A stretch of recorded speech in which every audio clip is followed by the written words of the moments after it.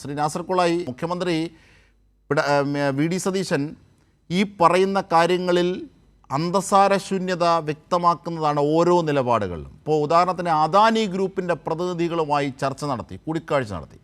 ആ വിഷയത്തിലും കൃത്യമായൊരു മറുപടി ഇതുവരെ പറഞ്ഞിട്ടില്ല. അത് വ്യക്തിപരമായ കാര്യമാണത്രേ. CPIM ആവശ്യപ്പെട്ടു, ഗോവിന്ദ മാസ്റ്റർ ആവശ്യപ്പെട്ടപ്പോൾ അതിനൊന്നും ഉത്തരം പറയേണ്ട എന്ന് പരിഹസിച്ച് തള്ളുകയാണ് അദ്ദേഹം ചെയ്തത്. ആ വാക്കുകൾ കൂടി നമുക്കൊന്ന് കേൾക്കാം. മറുപടി പറയുന്നില്ല. എന്ത് കാര്യത്തിന് മറുപടി പറയണത്? ഞാനിക്ക് അദാനിയായിട്ട് എന്താ ബന്ധം? ചുമ്മാ ഓരോന്ന് പറയല്ലേ, എന്തുവായി പറയുന്നത്? അല്ല, അതൊക്കെ ഓരോരുത്തരുടെ വ്യക്തിപരമായിട്ടുള്ള കാര്യങ്ങൾ, അതിൽ നിങ്ങൾ ഇടപെടേണ്ട കാര്യമില്ല. അതാണ് ഇപ്പോൾ നാസർ കുളായി, നിങ്ങളൊന്നും ഇടപെടേണ്ട കാര്യമില്ലത്രേ.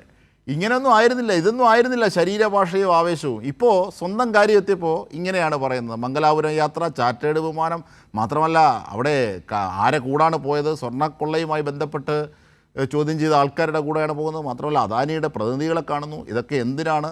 മാത്രമല്ല തുറമുഖമായി ബന്ധപ്പെട്ട വലിയ വിഷനൊക്കെ ഉള്ള ആളാണെന്നാണ് പറഞ്ഞു വരുന്നത്. അപ്പോൾ അതുമായി ബന്ധപ്പെട്ട് അദാനി കൂടിക്കാഴ്ചയെ വ്യാഖ്യാനിക്കണം, ഇങ്ങനെയൊക്കെയുള്ള ചോദ്യങ്ങൾ ഉയരുന്ന ഘട്ടത്തിലാണ്. ഇതൊന്നും മറുപടി അറിയിക്കുന്നില്ല അത്രേ.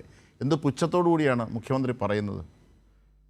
നാസർ കുളായി, 150 മീറ്റർ ദൂരത്തിൽ വെള്ളാപ്പള്ളി നടേശനെ കാറിൽ കയറ്റിയത് ഏറ്റവും വലിയ വിവാദമാക്കി കൊണ്ടുവന്ന മനുഷ്യനാണ് വി ഡി സതീശൻ.